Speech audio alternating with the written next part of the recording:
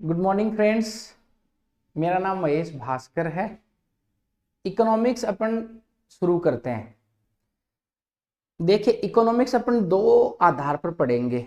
एक इकोनॉमिक्स के basic fact पढ़ेंगे और दूसरा आजकल जो नया ट्रेंड है एग्जाम्स में, वो इकोनॉमिक सर्वे से क्वेश्चन पूछे जाते हैं। तो जो पहले वाला सेक्शन है जिसमें बेसिक्स ऑफ इकोनॉमिक्स है वो अपन ने कर लिया है। अब अपन जो शुरू करने वाले हैं वो पढ़ेंगे इकोनॉमिक्स का सर्वे। तो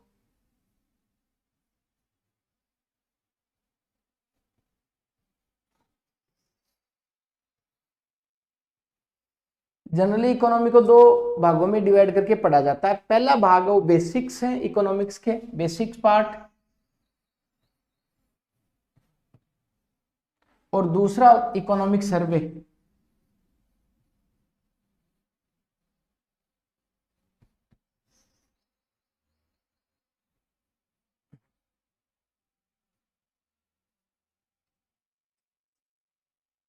देखिए, ये वाला जो सेक्शन है बेसिक्स ऑफ, इसमें अपन क्या क्या पढ़ते हैं जनरली।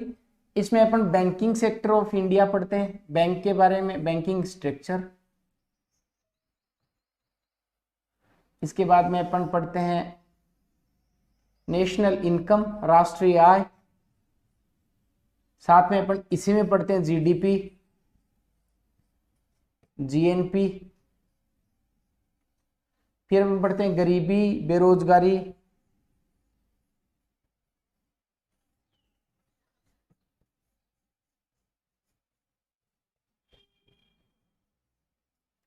फिर अपन पढ़ते हैं आर्थिक समृद्धि, आर्थिक विकास।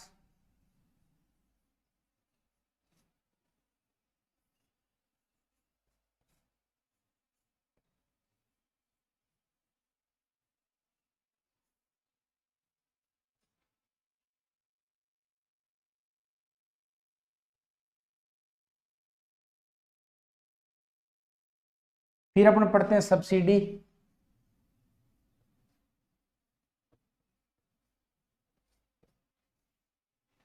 ये बेसिक इकोनॉमिक्स में पढ़े जाते हैं।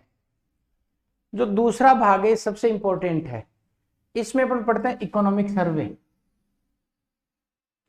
इकोनॉमिक सर्वे अपन दोनों पढ़ेंगे, राजस्थान का इकोनॉमिक सर्वे पढ़ेंगे और इंडिया का इकोनॉमिक सर्वे पढ़ेंगे। बात समझ में आ गई। इकोनॉमी अपन पढ़ने वाले हैं, इसको दो भागों में डिवाइड करके पढ़ेंगे। पहले भाग में पढ़ेंगे बेसिक्स क्या क्या इकोनॉमिक्स में, जिसमें बैंक क्या होता है, बैंकिंग के कार्य क्या क्या हैं, भारत में बीमा कंपनियां, बैंकों का इतिहास क्या रहा भारत में, सब्सिडी को लेकर क्या है, क्या विवाद चल रहे हैं, सब्सिडी का कॉन्सेप्ट क्या है, राष्ट्रीय आय क्या है, जीडीपी, जीएनपी किसे कहते हैं, प्रति व्यक्ति इनकम आय किसे कहते हैं, गरीबी, बेरोजगारी, गरीबी कितने प्रकार की होती है। इसके बाद में इसके समाधान के पॉइंट आर्थिक समीक्षा में है। आर्थिक समृद्धि किसे कहते हैं, आर्थिक विकास क्या कहते हैं। ये तो हुआ बेसिक्स ऑफ इकोनॉमिक। और जो इकोनॉमी सर्वे, इसमें अपन राजस्थान की इकोनॉमी पढ़ेंगे और बाद में इंडिया की इकोनॉमी। बात समझ में आ गई। बीइंग एज ए टीचर मुझे ये तो नहीं बताना बोलना चाहिए, पर अगर कोई इस वाले सेक्शन को कम पढ़ के जाता है, मतलब बहुत थोड़ा सा पढ़ के चला जाए और इकोनॉमिक सर्वे ठीक ठाक से याद कर लिया जाए, राजस्थान का इकोनॉमिक सर्वे और इंडिया का भी थोड़ा सा, राजस्थान का तो मगअप करना है, मतलब राजस्थान का तो क्लियरली अच्छे से याद करना है। इंडिया वाला इकोनॉमिक सर्वे अगर थोड़ा बहुत भी पढ़ा जाए तो काम चल सकता है। आपका प्राइमरीली फोकस किस पर होना चाहिए, आपका प्राइमरी फोकस होना चाहिए केवल इकोनॉमिक सर्वे के ऊपर। किसका, राजस्थान का इकोनॉमिक सर्वे।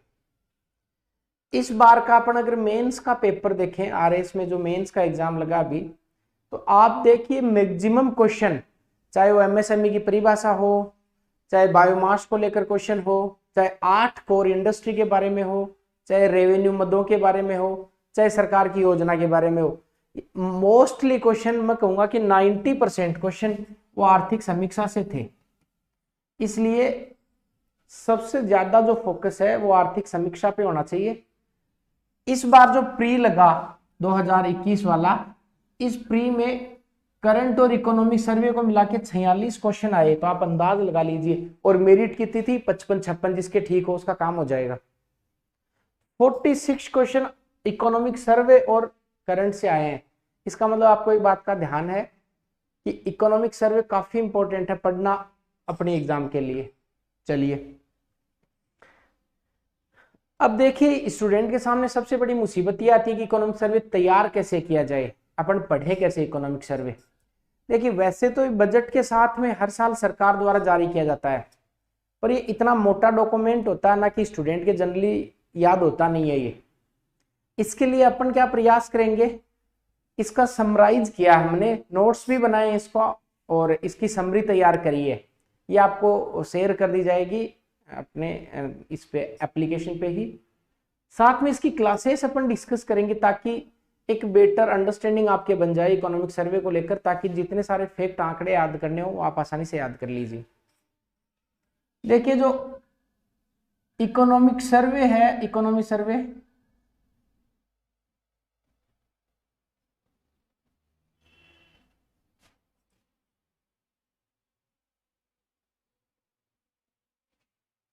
ये पहली बात तो आरएएस में तो देखिए काम आएगा ही आएगा जो अपन पढ़ रहे हैं। साथ में राजस्थान की जो भी एग्जाम लगती है, चाहे वो सब इंस्पेक्टर एग्जाम लगे, चाहे अधीनस्थ सेवा चयन बोर्ड की एग्जाम लगे, कोई सी भी एग्जाम लगे, अगर किसी के इकोनॉमिक सर्वे ठीक से याद है तो उसके बहुत सारे क्वेश्चन सही होने की संभावना बढ़ जाती है। इकोनॉमिक सर्वे को अपन ऐसे डिवाइड करके पढ़ेंगे। इसमें सबसे पहले अपन इंडस्ट्री के बारे में, उद्योग के बारे में देखेंगे। उसके बाद में अपन इनमें कृषि के बारे में देखेंगे। इसके बाद में अपन इसमें सेवा के बारे में देखेंगे।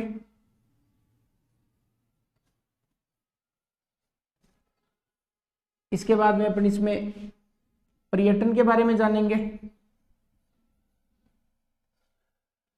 इसके बाद में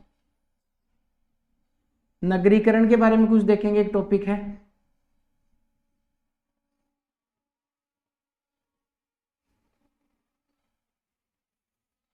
इसके बाद में अपन शिक्षा के बारे में इसमें देखेंगे क्या प्रावधान है। इसके बाद में स्वास्थ्य पर टॉपिक है।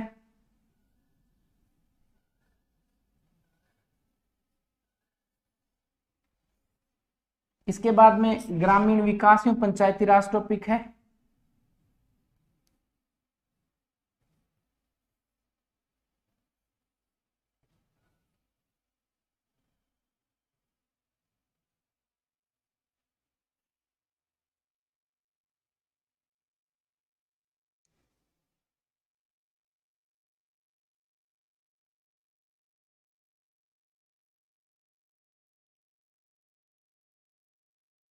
इसके बाद में अपन कुछ इंडिकेटर्स देखेंगे, संकेतक।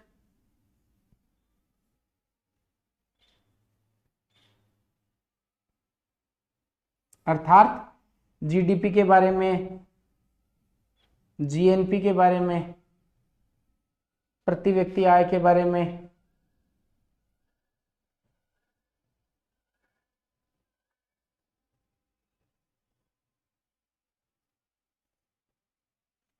इतने सारे टॉपिक में अपन इसको डिवाइड किया है। आप इसको ऐसे ही अपनी कॉपी में उतारिए। इकोनॉमिक सर्वे, इसमें इंडस्ट्री के बारे में जानेंगे, उद्योगों के बारे में जानेंगे, इंडस्ट्री सेक्टर के बारे में जानेंगे, कितनी ग्रोथ है, कौन कौन सी सरकार की योजनाएं हैं, एमएसएमई उद्योग के बारे में क्या है, उद्योगों के लिए कौन कौन से पोर्टल सरकार ने लॉन्च किए हैं, औद्योगिक कब कब नीतियां आई हैं, सारा। उसके बाद में अपन दूसरा सेक्टर लेंगे एग्रीकल्चर, कृषि सेक्टर। उसके बाद में तीसरा लेंगे अपन सेवा, सर्विस सेक्टर। उसके बाद में चौथा लेंगे अपन पर्यटन। उसके बाद में अगला लेंगे अपन नगरीकरण। उसके बाद में अगला लेंगे अपन एजुकेशन, शिक्षा। उसके बाद में लेंगे अपन स्वास्थ्य, सरकार की सारी योजनाएं, जितनी सारी सरकार की योजनाएं चल रही हैं। उसके बाद में ग्रामीण विकास में पंचायती राज वाला टॉपिक पढ़ेंगे। फिर संकेतक पढ़ेंगे, जीडीपी, जीएनपी, प्रति व्यक्ति आय आदि। देखिए वैसे तो इकोनॉमिक सर्वे हर जगह आपको अवेलेबल है, और भी बहुत सारे टीचर्स ने पढ़ा रखा होगा, पीडीएफ भी हर जगह अवेलेबल होता है। अपना जो प्राइमरी फोकस होगा, अपन इन चीजों को याद करने का प्रयास करेंगे साथ साथ में।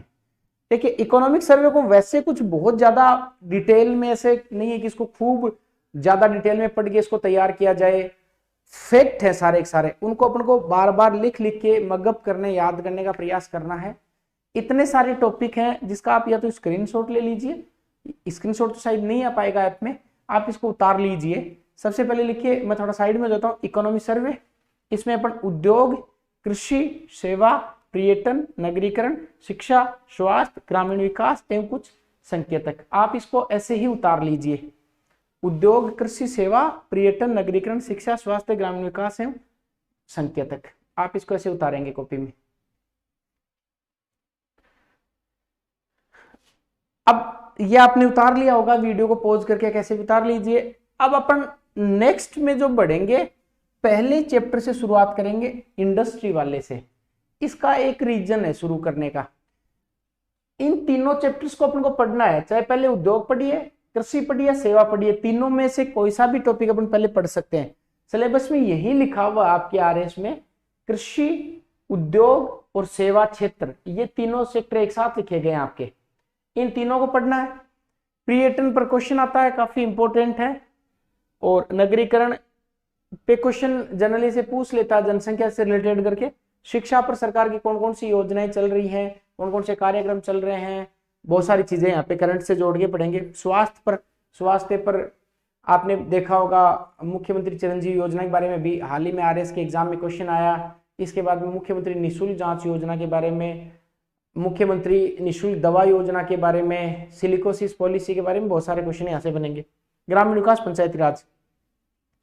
इसके साथ ही जो student college lecturer, school lecturer की तैयारी कर रहे हैं, या सब इंस्पेक्टर की तैयारी कर रहे हैं, या ये वीडियो की तैयारी कर रहे हैं, जो भी आप तैयारी कर रहे हैं राजस्थान के किसी भी एग्जाम की, इसमें सब में इकोनॉमिक सर्वे आपके लिए काम का होने वाला है, और अपन इसको याद करने का प्रयास करेंगे। ठीक है, अपना अगला टॉपिक होगा उद्योग, इंडस्ट्रीज की हेडिंग अपन लगा लेते हैं। उद्योग के बारे में अपन शुरुआत करेंगे। देखिए इंडस्ट्री के बारे में, उद्योग,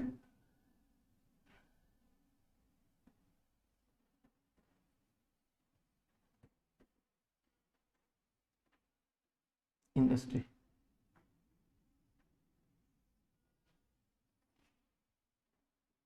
साथ साथ में भी कुछ चीजें अपन इंग्लिश में भी लिखते चलेंगे, ताकि आप लोगों की दिक्कत आए नहीं। जो इंग्लिश मीडियम के स्टूडेंट हैं, अपन इसमें लिखेंगे इंडस्ट्रीज, उद्योग, इंडस्ट्रीज।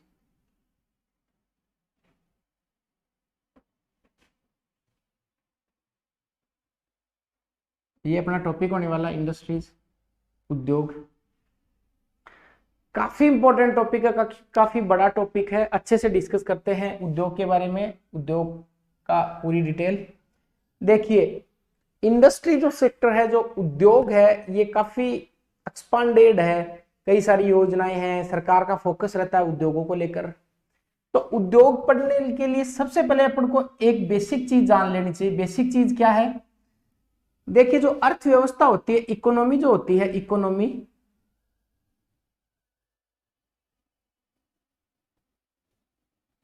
जो अर्थव्यवस्था होती है, इसके 3 क्षेत्र होते हैं, क्षेत्र 5 होते हैं, अपन केवल अभी 3 की बात कर रहे हैं ताकि आपके बेसिक से एक बात समझ में आ जाए। 3 क्षेत्र होते हैं, एक होता है प्राथमिक क्षेत्र, एक होता है द्वितीय क्षेत्र,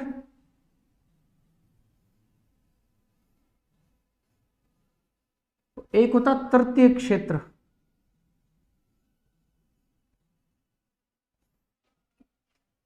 प्राथमिक, द्वितीयक और तृतीयक अर्थव्यवस्था के 3 सेक्टर है। ठीक, प्राथमिक क्षेत्र किसे कहते हैं? देखिए ऐसा क्षेत्र, प्राथमिक क्षेत्र उसे कहते हैं ऐसा क्षेत्र जो प्रत्यक्षतः कृषि से जुड़ा हो, प्रत्यक्षतः कृषि से, कृषि से। समझिए इसको। जैसे मान लेते हैं अपन फसल काटते हैं, गेहूं बोते हैं, फसल काटते हैं, या पशुपालन करते हैं, या खनन करते हैं, मछली पकड़ते हैं, ऐसी सारी गतिविधियां जो प्रत्यक्षतः कृषि या कृषि से जुड़ी होती हैं, जैसे फसल है, खनन है, मछली पकड़ना है। ये वैसे अपन दूसरे सेक्शन में जब इकोनॉमिक्स के बेसिक पढ़ेंगे तब ये पढ़ेंगे, अभी एक बार थोड़ा सा दिमाग में बैठा लीजिए। प्राथमिक क्षेत्र प्रत्यक्षतः एग्रीकल्चर सेक्टर से जुड़ा होता है, जिसमें कृषि और सहायक गतिविधियां होती हैं। जैसे अपने गेहूं काटा, बोया, काटा, और जो काम अपन ने ये इसमें कर रहे हैं, प्राथमिक क्षेत्र में आएगा। अब मान लेते हैं गेहूं का उत्पादन हुआ, गेहूं अपन ने काट लिया। कुछ लोग तो डायरेक्ट गेहूं को बेच देते हैं, कुछ लोग आटा चक्की लगा के रखते हैं, कुछ लोग और बड़ी फैक्ट्री लगा के रखते हैं, जैसे ब्रेड बनाने की, बिस्किट बनाने की, इस प्रकार की कंपनी। तो गेहूं को अगर आपने प्रोसेस करके और इसे बिस्किट बना लिया, तो ये अर्थव्यवस्था के द्वितीय क्षेत्र में कंसीडर किया जाएगा, सेकेंडरी सेक्टर में। बात समझ में आ गई क्या? अर्थात कृषि से जो उत्पाद प्राप्त होते हैं उनका रूप परिवर्तन करना, प्रोसेस करना, ये आएगा उद्योग में। किसमें आएगा? उद्योग में ये काम। अब अपने एक चीज बात समझ में क्या आई, देखिए इधर से अपने बात समझ में आ गई। उद्योग जो है ये अर्थव्यवस्था के कौन से क्षेत्र में आएंगे बताए? द्वितीय क्षेत्र में आएंगे। आपसे कथन देके पूछ सकता है उद्योग अर्थव्यवस्था के कौन से क्षेत्र में शामिल किए जाते हैं? द्वितीय क्षेत्र में। बात समझ में आ गई?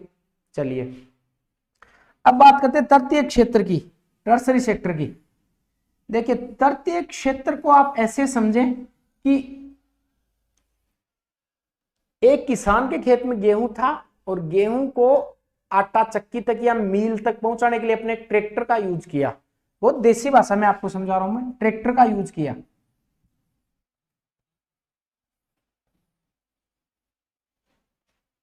ये जो ट्रैक्टर वाला है ये पैसे लेता है अपन से, भाड़ा लेगा और बदले में अपने गेहूं को मील तक छोड़ के आ जाएगा, गेहूं को वहां रख देगा। इसका मतलब जो ट्रैक्टर वाला अपन से भाड़ा लेता है वो अर्थव्यवस्था के कौन से क्षेत्र में शामिल किया जाएगा? देखिए यहां अगर थोड़ा सा इसको आगे बढ़ा के देखें तो ये ट्रैक्टर वाला अपन को सेवा दे रहा है। क्या प्रदान कर रहा है? सेवा। अर्थात जो भी वो भाड़ा लेगा वो ट्रैक्टर थोड़ी दे के चला जाएगा अपन को कि ट्रैक्टर रख लो आप इतने रुपए में, ना, वो केवल सेवा देता है। काम में लिया, अपने ट्रैक्टर को छोड़ दिया और उसने अपन से भाड़ा ले लिया। अर्थात जो भी सेवा क्षेत्र है, या अपन इसको अपनी क्लास से जोड़ सकते हैं। आपने फीस पे करी, हमें आपको पढ़ा दिया, हमने सिलेबस आपका करवा दिया कंप्लीट। अब अपने बीच में जो है हमने आपको क्या प्रदान की? सेवा। ये कुछ दिख थोड़ी रहा, कुछ दिया थोड़ी है। जैसे आप कोर्स पूरा होने के बाद कह दो सर आपने तो फीस ले ली, हमें तो कुछ दिया ही नहीं। जैसे अगर 20 रुपए देते तो 1 किलो केला आता है, आपने तो कुछ ऐसा दिया ही नहीं हमें। दिया और आपको ज्ञान दे दिया। ये ज्ञान देना क्या कहलाता है? सेवा क्षेत्र में आता है, अर्थात अर्थव्यवस्था के तीसरे क्षेत्र में आता है। इसके बारे में विस्तार से बात, अर्थव्यवस्था का चतुर्थ क्षेत्र कौन सा होता है, पंचम क्षेत्र कौन सा होता है, ये बात अपन जो बेसिक्स ऑफ इकोनॉमी वाली क्लास है उसमें अपन ने ठीक से विस्तार से करी है, और या वापस उस पर चर्चा कर लेंगे। आप उद्योग में, उद्योग की जो हेडिंग लगाई है इसमें आपने सबसे पहले क्या लिखा है? उद्योग अर्थव्यवस्था के कौन से क्षेत्र में शामिल किए जाते हैं?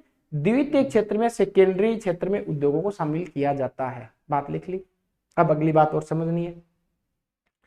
देखिए अब जो बात आपको बताने वाला हूं थोड़ी सी टिपिकल होगी, पर आप प्रयास करेंगे कि आप इस समझ में आ जाए। देखिए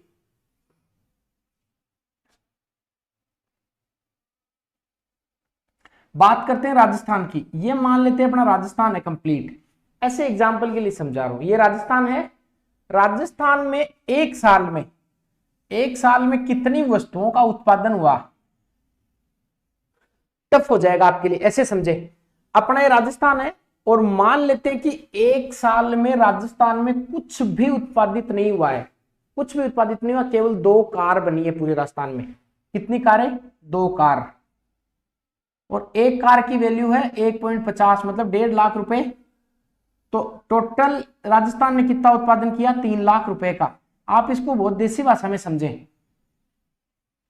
ये मान लेते हैं कि राजस्थान में सब कुछ बंद है, केवल और केवल,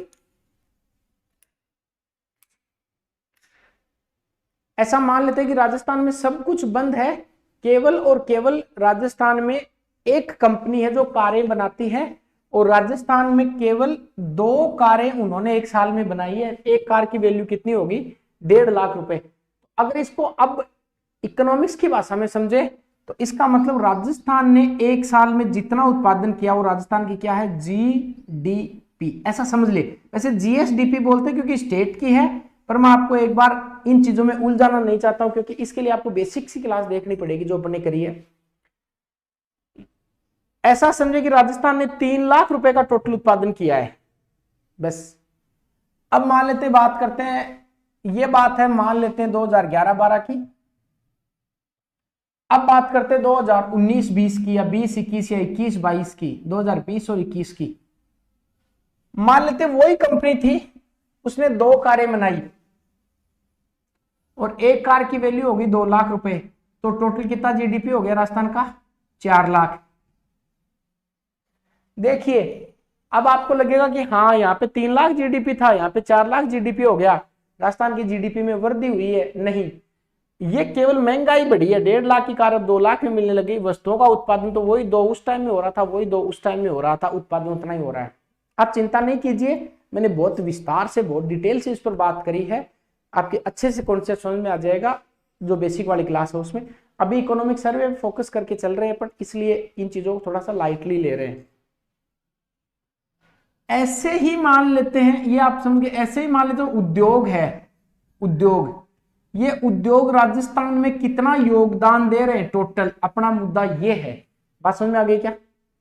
अर्थात जो भी इंडस्ट्री से अपन कमा रहे हैं, सारे उद्योग आप मिला लीजिए, छोटे बड़े जितने उद्योग आपको राजस्थान में दिख रहे हैं, वो उद्योग राजस्थान को कितने रुपए कमा के देते हैं, अपना मुद्दा ये है। ये क्वेश्चन आता है एग्जाम में।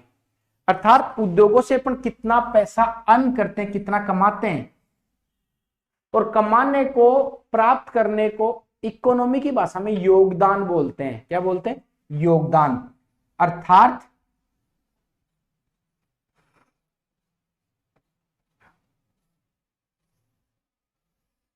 अर्थात उद्योगों का भारत की या राजस्थान की अर्थव्यवस्था में कितना योगदान है, इसको परसेंटेज में भी देखेंगे और पैसे में भी देखेंगे। आपकी हेडिंग उद्योगों की ये नहीं होनी चाहिए, आपकी हेडिंग क्या होनी चाहिए कि उद्योगों का राजस्थान में कितना योगदान है। बात समझ में आ गई? तो हेडिंग क्या लगाएंगे? उद्योगों का राजस्थान की अर्थव्यवस्था में योगदान, ये हेडिंग लगाएंगे।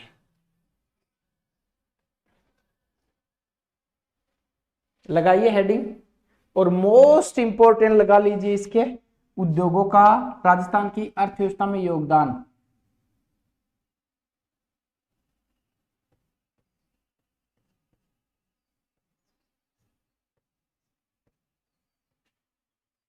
राजस्थान की अर्थव्यवस्था में योगदान।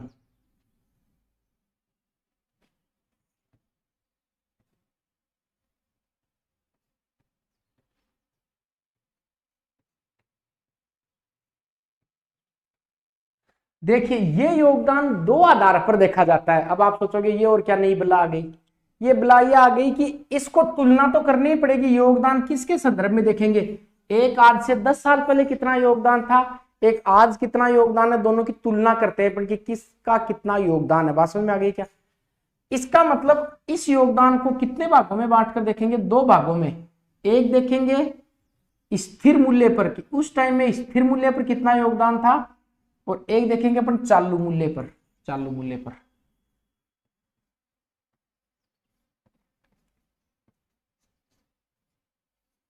स्थिर मूल्य पर और चालू मूल्य पर। बात समझ में आ गई क्या? अर्थात कांस्टेंट प्राइस पर और करंट प्राइस पर अपन देखेंगे। स्थिर मूल्य के लिए जो आधार वर्ष है 2011-12 है, 2011-12 में कितना योगदान था उद्योगों का, और चालू मूल्य पर वर्तमान जो करंट का साल है इसमें कितना योगदान है। ये क्वेश्चन आता है, इसके मोस्ट इंपोर्टेंट लगा लीजिए, ये मोस्ट है, यहां से आपको कुछ आंकड़े याद करने पड़ेंगे। देखिए जो स्थिर मूल्य पर योगदान है, स्थिर मूल्य पर योगदान है यह है 26.34। आप इस डेटा को कैसे भी करके रटिए, 26.34। इसको ऐसे याद करें कि कोई आदमी स्थिर होकर छक्का मारता है जोर से, तो 2.6 ठीक है, 0.34 याद कीजिए इसको कैसे भी करके। ये आंकड़ा बहुत इंपॉर्टेंट होने वाला है आपके लिए। क्वेश्चन सीधा सीधा पूछता है उद्योगों का राजस्थान की अर्थव्यवस्था में स्थिर मूल्य पर कितना योगदान है, 26.34 योगदान है। आपको याद ही करना है, ऐसे याद करेंगे 2 छक्का।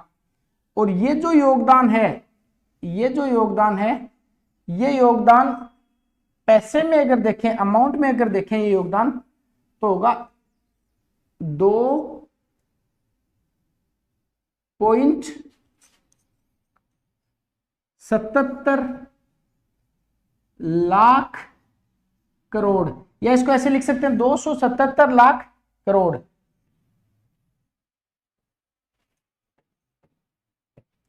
277 लाख करोड़। बात समझ में आ गई क्या? इसका मतलब ये है ये कि स्थिर मूल्य पर 26.34 का योगदान है। प्लीज इसको कैसे भी याद करो कि एक आदमी स्थिर होएगा, स्थिर होकर छक्का मारेगा जोर से, और 3-4 और 277 लाख करोड़ का, अगर पैसे में इसको देखें तो कितने का योगदान है? 277 लाख करोड़ का। बात समझ में आ गई? चलिए, इसका मतलब है कि अर्थव्यवस्था में ये योगदान, कंट्रीब्यूशन अपन को याद रखना है।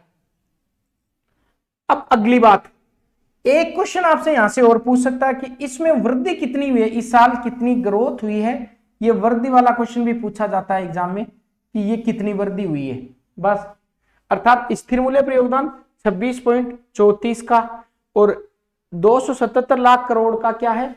योगदान है इसमें। और इसका जो वृद्धि है ये वृद्धि है 15% की। ठीक, अब बात करते हैं, अच्छा स्थिर मूल्य पर है, इसके लिए माफी चाहूंगा मैं, चालू मूल्य उधर है, स्थिर मूल्य इधर। इसके लिए एक आंकड़ा ये आप ये याद रखिए प्लीज,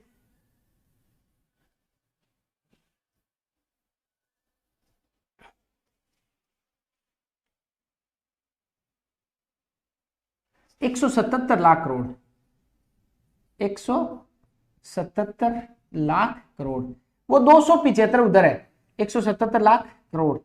बात समझ में आ गई? 26, 34 और 177 लाख करोड़ का योगदान है, ये पूछा जाता है। और वृद्धि कितनी हुई है? 15% की, इसमें क्या हुई है? ग्रोथ हुई है। अब बात करते हैं चालू मूल्य की।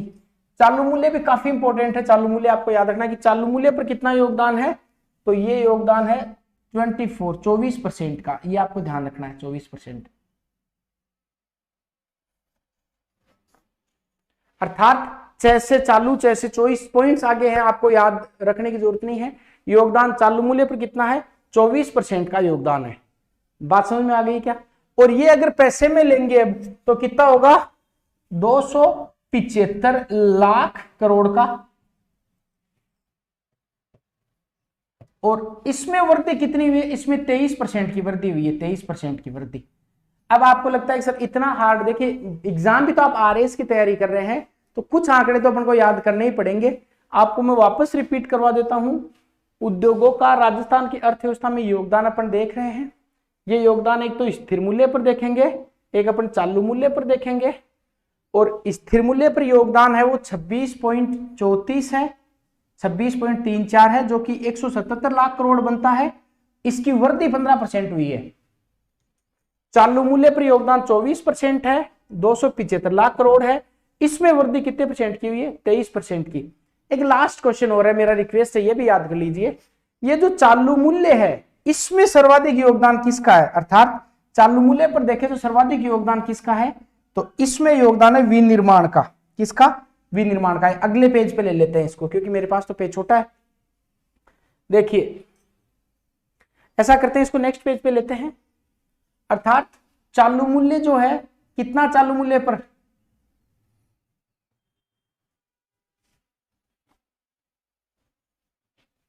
चालू मूल्य पर योगदान कितना हुआ बताएं? यस, आपको याद आ रहा है, यह है 24%। और इसमें सर्वाधिक योगदान किसका, वो भी थोड़ा सा देख लेते हैं। इन चीजों को आप कैसे भी करके रट लीजिए, याद कर लीजिए, करना पड़ेगा। 46 क्वेश्चन प्री में आए थे और इकोनॉमिक्स के लगभग मेंस के क्वेश्चन इस इकोनॉमिक सर्वे से आए हैं। चालू मूल्य पर ये योगदान 24% है। इसमें सर्वाधिक विनिर्माण क्षेत्र का है, विनिर्माण का।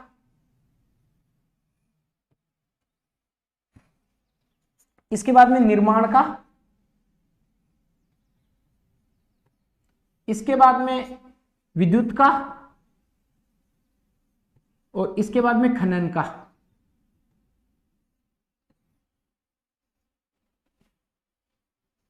याद रखेंगे। अर्थात मान लो आपको एक क्रम पूछ ले कि चालू मूल्य पर उद्योगों में सर्वाधिक योगदान किन किन क्षेत्रों का है, तो सबसे पहले आप किसको याद रखेंगे, विनिर्माण क्षेत्र को नंबर 1 लगा के, उसके बाद में निर्माण क्षेत्र को नंबर 2 लगा के, उसके बाद विद्युत को नंबर 3 लगा के, और खनन को नंबर 4 लगा के। बात समझ में आ गई।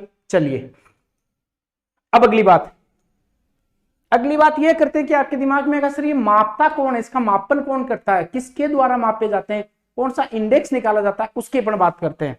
तो देखिए ये मापने के लिए एक इंडेक्स होता है, इसका नाम है IIP। हेडिंग क्या लगाएंगे, IIP।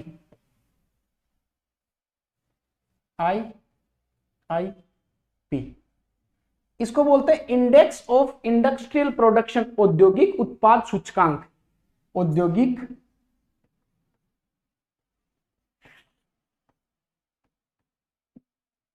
उत्पाद सूचकांक। हेडिंग क्या लगाएंगे, IIP औद्योगिक उत्पाद सूचकांक। ये 2 प्रकार से पूछा जा सकता है। मेंस में आपको 15 शब्दों में लिखवा लेगा कि IIP के बारे में 15 शब्दों में लिखिए, और प्रीलिम्स में आपको IIP से संबंधित कथन दे देगा। अपन डिटेल से बात करते हैं। आपके दिमाग में अक्सर ये IIP क्या बोला है, औद्योगिक उत्पाद सूचकांक, नाम से समझे। इसका मतलब यह कि मान लो कोई भी उद्योग है, जैसे एक कूलर की फैक्ट्री है या एक टीवी बनाने की एक फैक्ट्री है, कंपनी है जो टीवी बनाती है। अब उसने इस महीने कितने टीवी बनाए, मान लो उसने इस महीने 100 टीवी बनाए, अगले महीने में 120 टीवी बनाए, फिर अगले महीने में 130 टीवी बनाए। आप कहोगे सर ना 20% की 20% या 20-30% की वृद्धि हो रही है इसमें, कूलर बनाने में या फिर टीवी बनाने में। ये अपन को कैसे पता लगेगा, ये तो भाई कंपनी में जाएंगे, उनसे पूछेंगे, अधिकारियों से, कंपनी के कर्मचारियों से कि कितना प्रोडक्शन हुआ इस बार, अगले महीने कितना प्रोडक्शन हुआ। ये काम बहुत हार्ड होता है इकोनॉमी में कैलकुलेशन करना, पर ये CSO द्वारा किया जाता है। ये काम हर महीने कितने उद्योग ने कितना उत्पादन किया है, पिछले महीने कितना उत्पादन किया था, ये बाकायदा जो भी अधिकारी होते हैं CSO के, वो बड़ी बड़ी कंपनियों के औद्योगिक उत्पाद का पता करते हैं और उस आधार पर एक सूचकांक तैयार करते हैं, उसका नाम है IIP। नहीं समझ में आया, कोई बात नहीं। देखिए ऐसा समझे कि आप अगर ये 15 शब्द में आ गया तो क्या लिखना अपन को एग्जाम में। देखिए IIP सबसे पहले आपको ये ध्यान रखना है कि इसका नाम है औद्योगिक उत्पाद सूचकांक, और आप कहेंगे सर ये मासिक आधार पर निकाला जाता है। किस आधार पर, मासिक आधार पर। मासिक आधार पर निकाला जाता है।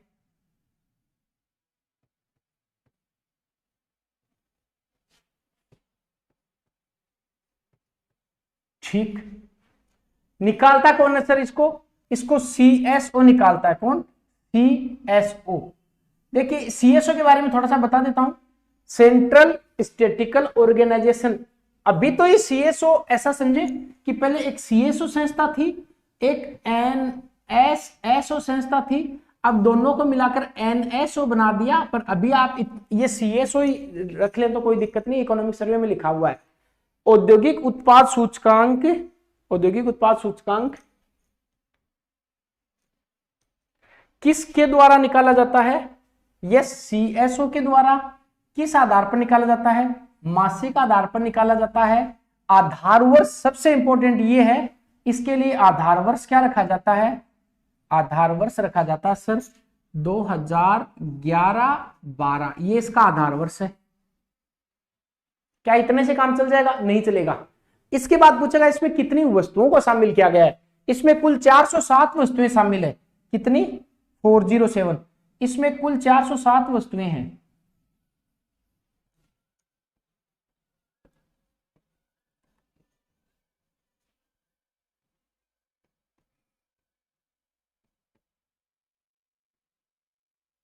चार सौ सात वस्तुएं शामिल हैं और इन 407 को भी 3 भागों में बांटा गया है। 407 वस्तुओं को भी 3 भागों में बांटा गया है। पहले इतना लिखिए, सबसे पहले हेडिंग लगाइए IIP औद्योगिक उत्पाद सूचकांक मासिक आधार पर निकाला जाता है, CSO के द्वारा निकाला जाता है। ये आधार वर्ष क्या इसका, बेस ईयर क्या है, 2011-12 इसका आधार वर्ष है। कितनी वस्तुएं शामिल है, 407। देखिए 407 एक पिकअप से बड़ी गाड़ी भी आती है, उससे याद कर लीजिए 407 वस्तुओं को शामिल किया जाता है। इन 407 को भी 3 भागों में बांटा गया है। बात आ गई समझ में? इन 407 वस्तुओं कितने भागों में बांटा गया? 3 वस्तुओं में। पहली वस्तु है विनिर्माण, इसको अगले वाले पेज पे करेंगे।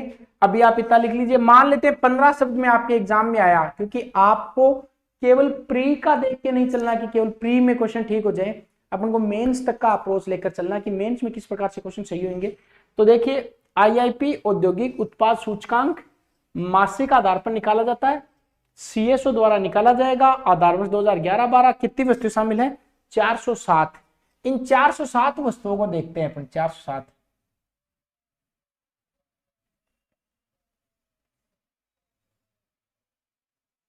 407 देखिए, ये जो 407 वस्तुएं, इनको 3 भागों में बांटा गया है।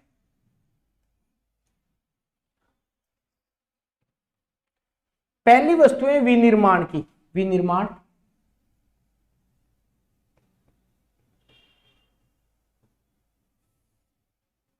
दूसरा है खनन,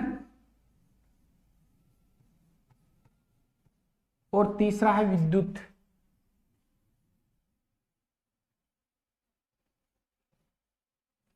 विनिर्माण, खनन और विद्युत।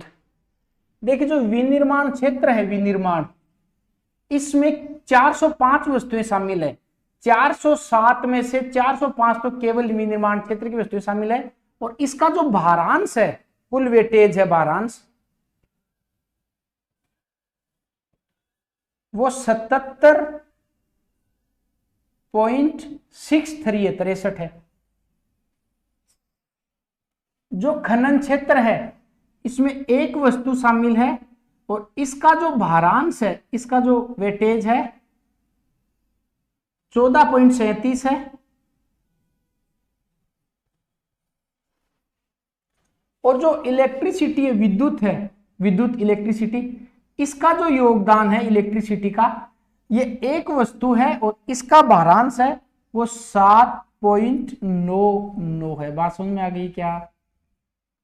आप सोच रहे हो बहुत सारे आंकड़े याद करने, हाँ याद तो करने, पर उतने फ्रूटफुल भी है, उतना फायदा भी देंगे आपको एग्जाम में। ये आप ऐसा लिखेंगे, आईआईपी में 407 वस्तुएं शामिल है। क्वेश्चन किस प्रकार से पूछेगा? आईआईपी में सर्वाधिक योगदान कौन सी वस्तुओं का है?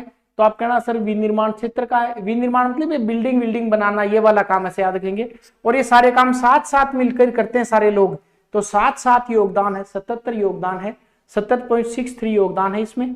और इसमें जो कुल वस्तुएं वो 405 शामिल की गई हैं। इसके बाद में खनन सेक्टर को लेते हैं। खनन में एक वस्तु शामिल है, और 14.37 का इसमें योगदान है।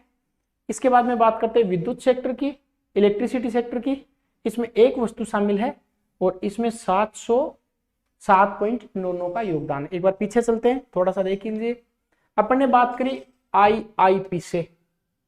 आईआईपी बोलते हैं औद्योगिक उत्पाद सूचकांक, मासिक आधार पर तैयार किया जाता है, सीएसओ तैयार करता है।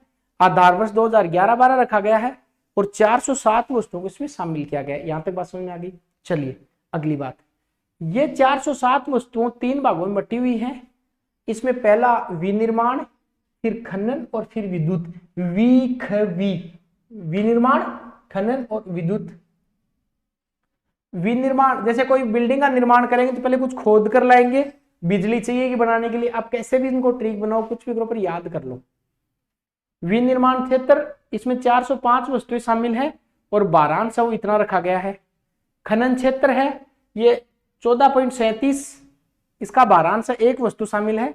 और विद्युत में 7.99 का योगदान, और एक वस्तु इसमें क्या की गई है?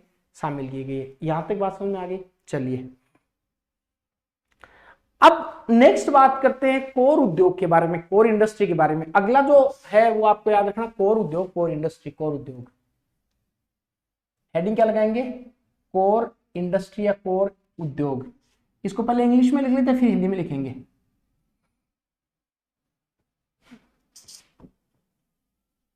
कोर इंडस्ट्रीज, कोर उद्योग।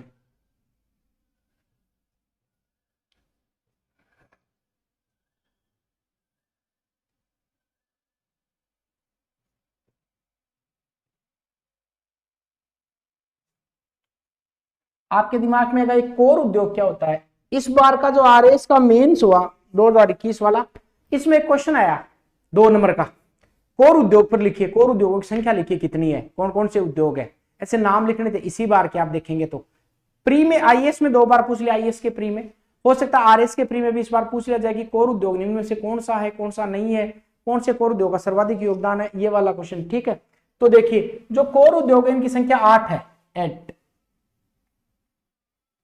ठीक, कैसे याद करेंगे? सबसे पहले इसमें जो कोर उद्योग में है यह है खनन या माइनिंग, ऐसे याद करेंगे। इसमें कोयला,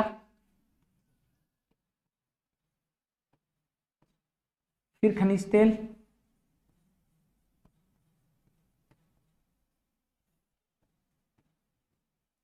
फिर याद करेंगे प्राकृतिक गैस,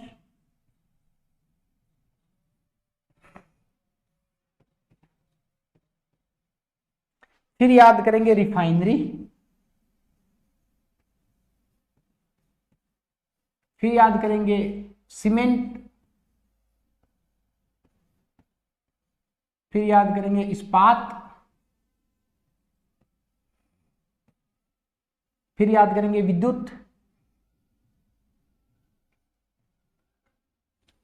फिर याद करेंगे उर्वरक। कैसे याद हुए या कैसे याद करने हैं? देखिए मैंने कैसे याद किया वो बताता हूं आपको, अपन को कैसे याद करना है वो देख लेते हैं। देखिए ऐसे याद करते हैं कि सबसे पहले जमीन से कुछ खोद कर निकालेंगे, और खोदकर कितनी चीजें निकाली। देखो खनिज तेल जहां से निकलेगा वहीं से प्राकृतिक गैस निकलती है, वहीं से कोयला निकलता है, तो 3 चीजें अपने खोद कर निकाल ली। कौन कौन सी निकाल ली खोद कर? एक निकाल ली कोयला, एक खनिज तेल, एक प्राकृतिक गैस, 3 चीजें खोद के निकाली। इसके बाद में इनको लेके गए अपने रिफाइनरी के पास, इसको शुद्ध करवाना है। कहां पे लेके गए? रिफाइनरी के पास। रिफाइनरी खुद किसकी बनी होती है?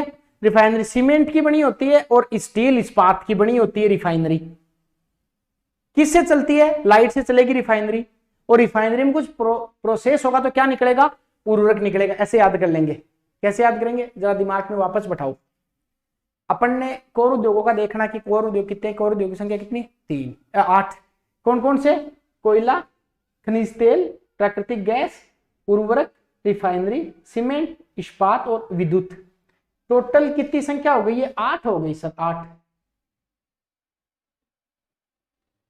ठीक, अब आपको ये ध्यान रखना है ये 8 कौन कौन से हैं। इसमें सबसे पहले अपन याद रखेंगे कोयला।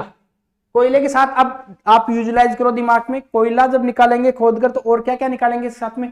कोयला निकाल लेंगे, ठीक। खनिज तेल निकाल लेंगे, ठीक। प्राकृतिक गैस निकाल लेंगे, ठीक।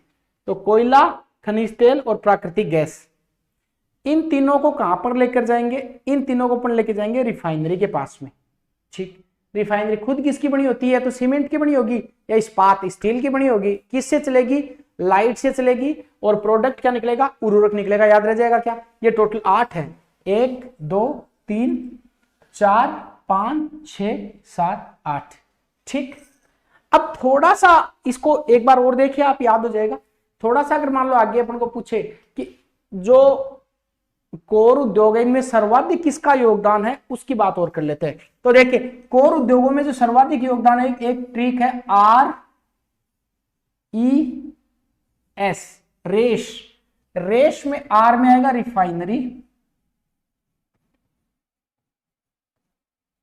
ई फॉर इलेक्ट्रिसिटी मतलब विद्युत,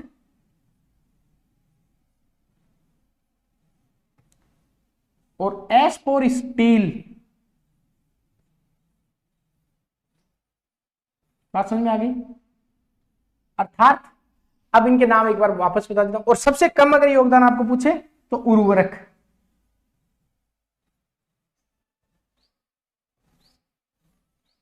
बात समझ में आ गई क्या? रिफाइनरी, विद्युत, स्टील, उर्वरक। क्लियर? अब अगर आप कहो तो एक बार साफ साफ इनके नाम लिख देते हैं, क्लियर क्लियर, ताकि आप लिख पाए। नंबर 1 लिखिए, ऐसे ही बारांश के हिसाब से लिखेंगे नाम इनके ताकि याद हो जाए। सबसे पहले रिफाइनरी,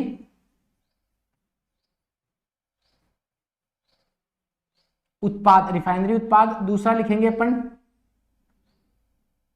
विद्युत, तीसरा लिखेंगे स्टील,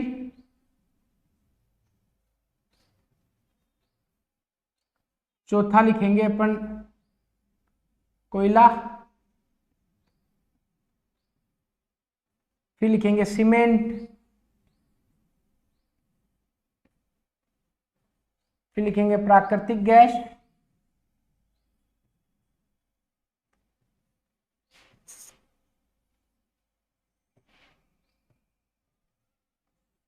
फिर 7वें नंबर पर अपन लिख लेंगे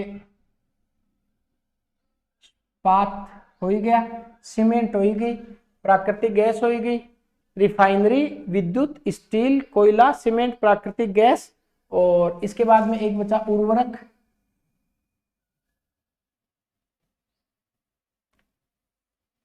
कोयला हो गया, खनिज तेल, अंतिम क्या लिख लिया, खनिज तेल, 8 खनिज तेल, या 7 पे खनिज तेल लिख लेते हैं, खनिज तेल,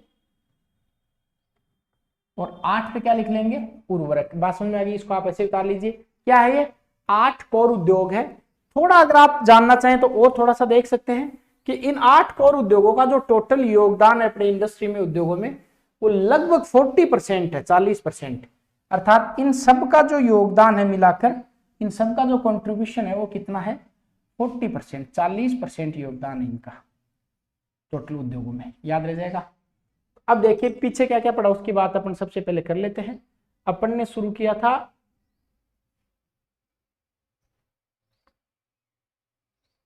उद्योग के बारे में। अब एक बार रिवाइज करवाता हूं ताकि आप इन चीजों को रिलेट कर पाए, अदरवाइज क्या है कि कॉम्प्लिकेटेड हो जाएगा। सबसे पहले बात करते करिए अपने उद्योग की। उद्योग के क्षेत्र बटे प्राथमिक क्षेत्र, द्वितीय क्षेत्र और तृतीय क्षेत्र। बात समझ में आ गई। प्राथमिक अर्थव्यवस्था के क्षेत्र बटे प्राथमिक क्षेत्र, द्वितीय और तृतीय।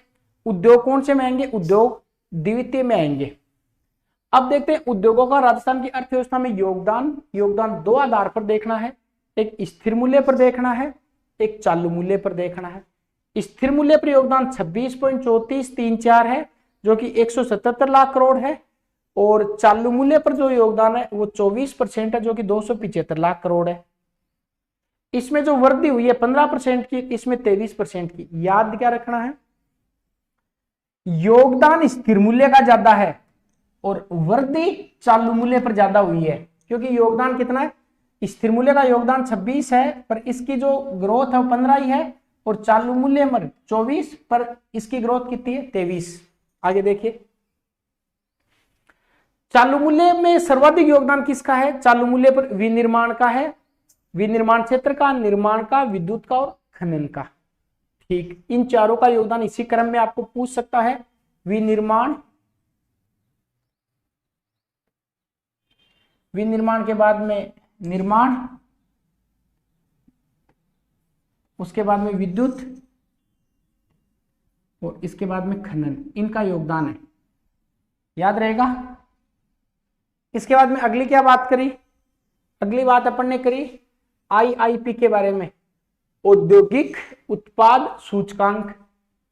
मासिक आधार पर होता है, सीएसओ द्वारा इसकी गणना की जाती है। आधार वर्ष 2011-12 है, टोटल 407 वस्तुएं हैं। 407 वस्तुओं को 3 भागों में बांटा है, विनिर्माण वाली, खनन वाली, विद्युत वाली। विनिर्माण की 405 वस्तुएं हैं, खनन की 1 वस्तु है, विद्युत की 1 वस्तु है। विनिर्माण में 405 वस्तुओं का भारांश 77.63 है, खनन का जो भारांश है 14.37 है, और विद्युत का जो भारांश है वो 7.99 है। बात समझ में आ गई। अगली बात, कोर उद्योग कौन से होते हैं, कोर उद्योगों की संख्या कितनी है, 8। कैसे याद किया था, खोद कर क्या निकालेंगे, खनिज तेल निकालेंगे, कोयला निकालेंगे, प्राकृतिक गैस निकालेंगे, कहां लेकर जाएंगे, रिफाइनरी के पास।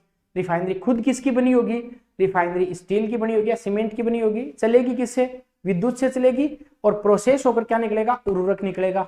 सर्वाधिक योगदान किसका है, आरईएस। आरईएस का मतलब आर फॉर रिफाइनरी हो जाएगा, ई फॉर इलेक्ट्रिसिटी हो जाएगा, एस फॉर स्टील हो जाएगा। सबसे कम योगदान किसका, उर्वरक का। इतना अपन ने अभी तक देख लिया। अब देखिए, अब अपन बात करेंगे एमएसएमई के बारे में। कोर उद्योग देख लिया, अब अपनी अगली हेडिंग क्या लगाएंगे, MSME. MSME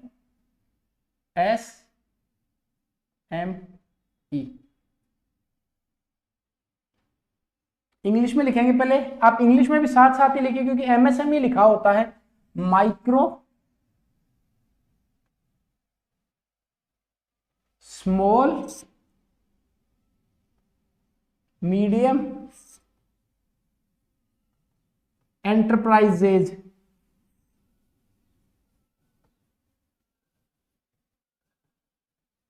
micro small medium enterprises, Hindi में क्या लिखेंगे? सूक्ष्म लघु मध्यम उद्योग या उद्यम। सूक्ष्म लघु मध्यम उद्यम। देखिए मजे की बात, आरएस मेंस में दूसरे तीसरे नंबर का क्वेश्चन था कोर उद्योग, फिर अगला क्वेश्चन था, उसके अगला क्वेश्चन था एमएसएमई की परिभाषा। तो आप देखिए इकोनॉमिक सर्विस से कितने सारे क्वेश्चन आते हैं एग्जाम में। लघु सूक्ष्म लघु मध्यम उद्यम। सबसे पहले तो ये आपको ये जानना है कि एमएसएमई होते क्या है, किसे कहते हैं एमएसएमई। देखिए एमएसएमई बहुत छोटे या मीडियम साइज के उद्योग होते हैं। जैसे आपने कोई शोरूम देखा होगा, बड़ा शोरूम, या कोई छोटा शोरूम देखा होगा, उससे बड़ा शोरूम देखा होगा, तो आपके दिमाग में क्वेश्चन आएगा कि यार ये कौन सी श्रेणी के हैं, इसमें लघु कौन सा है, मध्यम कौन सा है, बड़ा कौन सा है। तो इसके लिए क्या कि एक परिभाषा फिक्स कर दी, डेफिनेशन फिक्स कर दी, आपको याद करनी है डेफिनेशन। सबसे पहले अपन सूक्ष्म की डेफिनेशन देखेंगे, फिर लघु की डेफिनेशन देखेंगे, उसके बाद में अपन मध्यम की डेफिनेशन देखेंगे। और ये जो आप इसको ऐसे लिखेंगे, सबसे पहले हेडिंग लगाएंगे MSME micro small medium enterprises. इसमें अपन सूक्ष्म लघु मध्यम उद्यम की अपन डेफिनेशन देखने वाले हैं।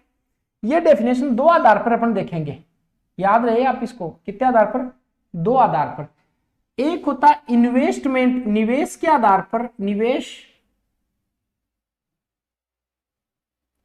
और एक होता है टर्नओवर, एक होता है टर्नओवर, टर्नओवर।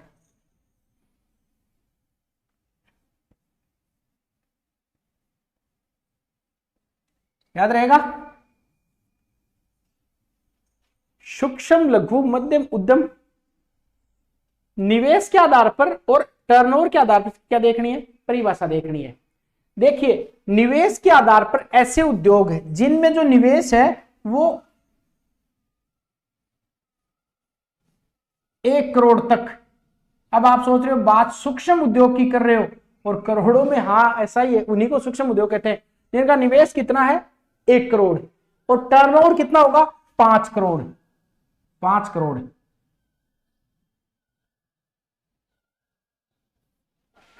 अब आपके दिमाग में क्वेश्चन आएगा यार 1 करोड़ इन्वेस्टमेंट क्या होता है? देखिए हमेशा याद रखिए इन्वेस्टमेंट से, निवेश से ज्यादा टर्नओवर होगा। कैसे होगा? जैसे मान लेते हैं चाय की कोई थड़ी लगाना चाहता है, तो उसका पैसे कितने लगाने पड़ेंगे उसको? आप कहोगे सर 10-20 हजार रुपए में काम हो जाएगा, कोई थड़ी लगाएगा तो 5-10 हजार रुपए लगेंगे।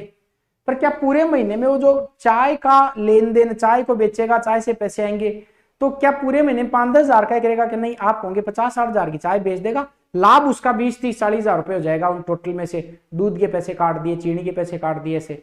इसका मतलब निवेश हमेशा कम ही होता है और टर्नओवर हमेशा ज्यादा होता है। ऐसे उद्योग जिनमें 1 करोड़ तक का निवेश हो और 5 करोड़ तक का टर्नओवर हो, वो सूक्ष्म उद्योग में आएंगे। बात समझ में आ गई क्या? अब बात करते हैं लघु उद्योगों की। लघु उद्योगों में 10 करोड़ तक का तो होना चाहिए इन्वेस्ट, 10 करोड़,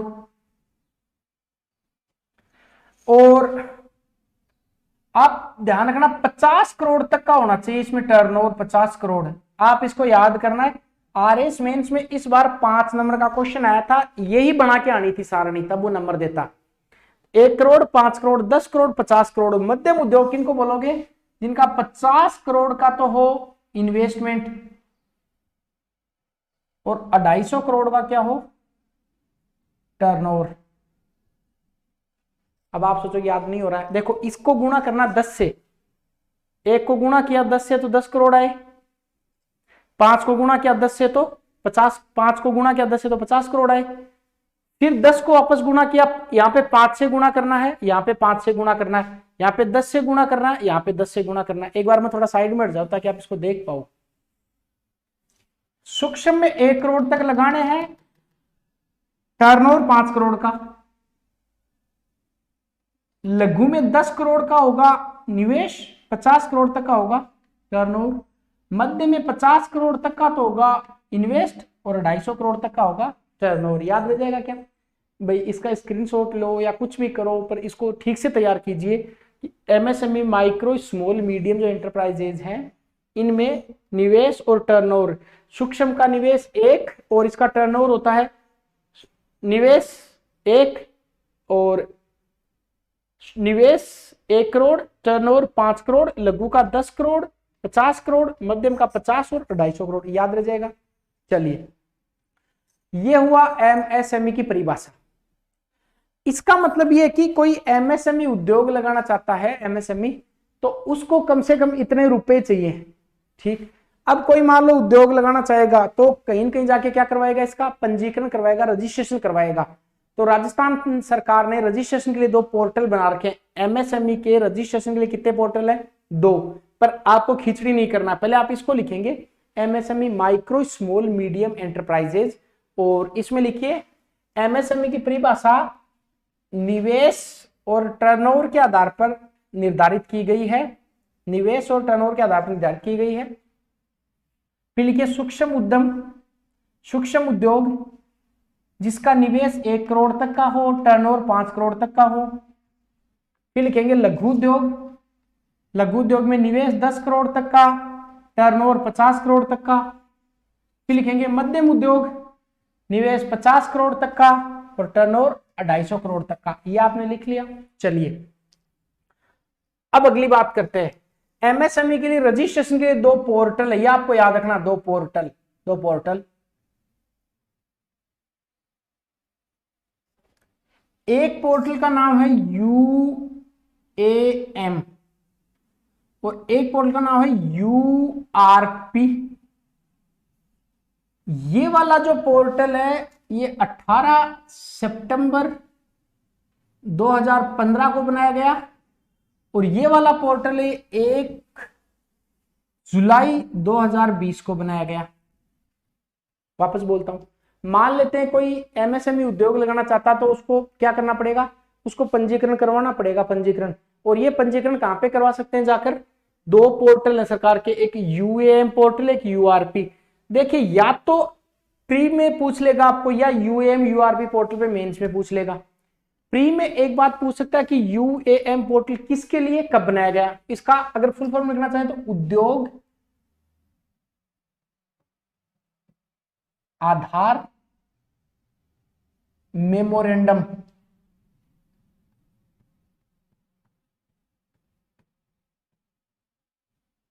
और यूआरपी पोर्टल है, इसको क्या क्या लिखेंगे? उद्यम रजिस्ट्रेशन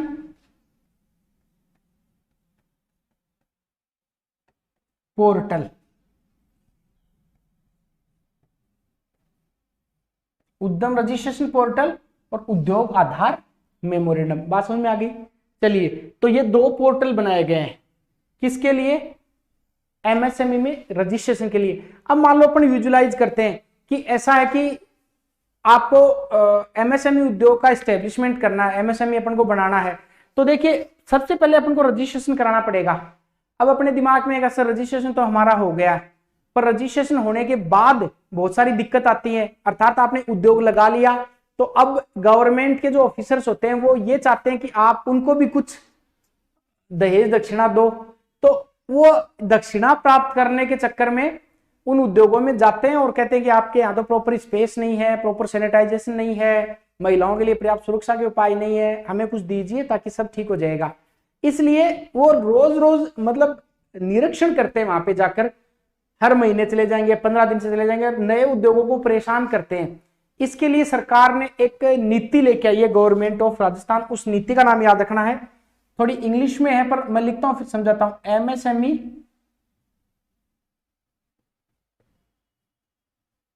एमएसएमई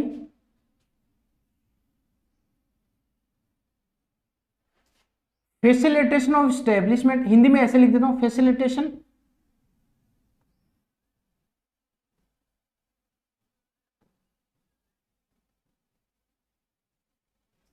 ऑफ स्टैब्लिशमेंट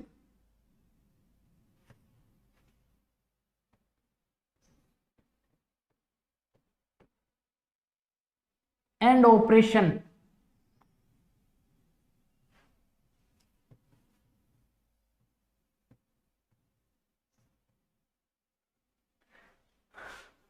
दो हजार 19 बहुत अच्छे से याद करना है। एमएसएमई के लिए एक नीति लेकर आई सरकार जिसका नाम है facilitation of establishment and operation MSME उद्योगों के लिए, ताकि उनको कोई परेशान नहीं करे। इसके लिए इन्होंने दो प्रावधान किए, वो दोनों आप याद रखेंगे। इस नीति में क्या प्रावधान किया, एक तो ये प्रावधान किया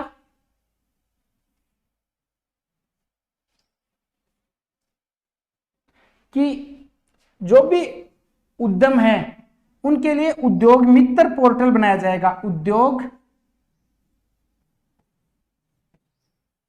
मित्र पोर्टल, ये भी इंपॉर्टेंट है, परीक्षा में पूछ सकता है। उद्योग मित्र पोर्टल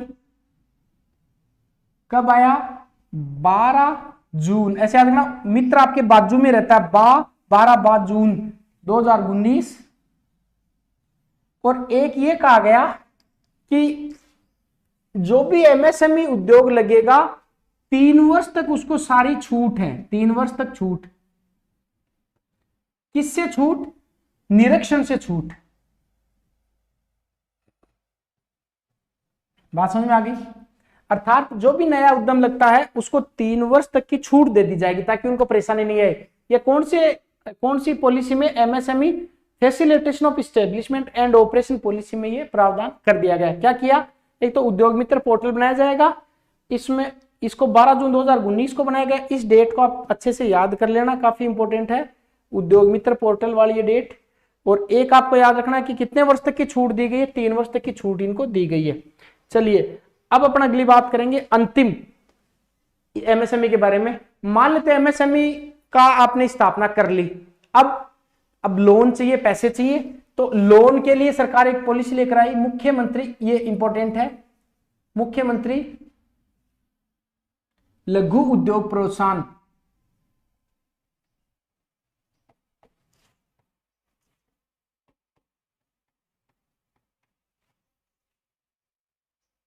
नीति, मुख्यमंत्री लघु उद्योग प्रोत्साहन नीति 2019। क्या प्रावधान किया इस नीति में, इसमें लोन का प्रावधान है। किसका, लोन का। देखिए कितने करोड़ तक का, 10 करोड़ तक का लोन दिया जाएगा जो एमएसएमई उद्योग लगाएगा, 10 करोड़ तक का लोन। और इस 10 करोड़ के लोन में भी कुछ ब्याज में छूट दी गई है। कैसे, ऐसे याद करेंगे, 25 लाख, 5 करोड़ और 10 करोड़। 25 लाख तक कोई लोन लेता उसको 8% की छूट दी जाएगी ब्याज में, सब्सिडी। कोई 5 करोड़ लेता उसको 6% की छूट, और कोई 10 करोड़ तक का लोन लेता है तो उसे 5% की छूट। बस इतना ही आपको याद करना है इसमें। अर्थात मुख्यमंत्री लघु उद्योग प्रोत्साहन योजना में क्या दिया जाएगा, लोन फैसिलिटी दी जाएगी। कितना लोन है, 10 करोड़ तक का लोन है। इस 10 करोड़ के लोन को ऐसे याद रखना, 8%, 6% और 5% प्रोवाइड करवाया जाएगा। 25 लाख तक 8%, 865 याद कर लेना, 5 करोड़ और 10 करोड़। ठीक, अब सबसे पहले आपने एमएसएमई की परिभाषा देख ली। एमएसएमई का पंजीकरण कहां करवाने जाना है, तो आपने कहा कि सर 2 पोर्टल है, एक यूएएम पोर्टल, एक यूआरपी पोर्टल। यूएएम पोर्टल 2015 का 18 सितंबर का, और यूआरपी 1 जुलाई 2020 का है। चलो साहब रजिस्ट्रेशन हो गया। अब ऐसा है कि एक बार हमें निरीक्षण से छूट दे दो ताकि हम हमारा एक बार कैसे काम चला लें। तो सरकार एक पॉलिसी लेकर आ गई, MSME facilitation of establishment and operation. और इसमें क्या कहा, 3 साल तक की तो छूट मिलेगी, और उद्योग मित्र पोर्टल बनाया जाएगा जो 12 जून 2019 को बना। अब उद्यम लग भी गया, चलने भी लग गया। अब लोन चाहिए थोड़ा और, लोन के लिए एक योजना आ गई, मुख्यमंत्री लघु उद्योग प्रोत्साहन योजना। इस योजना में क्या प्रावधान कर दिया, इस योजना में प्रावधान कर दिया 10 करोड़ तक का लोन दे दिया जाएगा, और 8% 25 लाख तक, 5% 5 करोड़ तक 6%, 10 करोड़ तक का 5% छूट दी जाएगी। अब उद्योग लग गए, अब ये करेंगे निर्यात, एक्सपोर्ट करेंगे। अब निर्यात एक अलग से टॉपिक आपका, जिसका अपन अगली क्लास में देखेंगे। आई होप आपको क्लास समझ में आई होगी। थोड़ा सा ट्रिकी तो है पर आप यूज टू हो जाएंगे। अब एक तरीका तो है कि क्लास बंद कीजिए और कुछ और तरीका ढूंढिए, कोई तरीका नहीं है, शॉर्टकट कुछ नहीं है। इकोनॉमिक सर्वे जिसके याद है ना, वो कॉन्फिडेंट हो सकता है एग्जाम में अच्छे क्वेश्चन करने के लिए।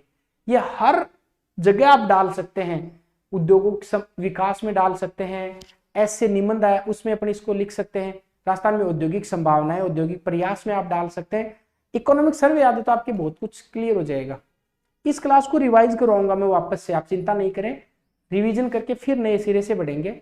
अगला जो हेडिंग होगा अपना निर्यात का होगा, एक्सपोर्ट निर्यात, ये अपन अगली क्लास में करेंगे। ज्यादा नहीं है, 10 एक क्लासों में इकोनॉमिक सर्वे ठीक से 10-12 क्लासें अगर करेंगे तो बहुत सारा पोर्शन इकोनॉमिक सर्वे का कर लेंगे। चलिए मिलते हैं अगली क्लास में, तब तक आप इसको रिवाइज कीजिए, नोट्स बना लीजिए। पीडीएफ तो मिल ही जाएगा पर खुद के नोट्स ही होते हैं, ये बात पक्की है। मैं धीरे धीरे लिखवा रहा हूँ ताकि आप नोट्स बना ले। चलिए मिलते हैं अगली क्लास में, बाय।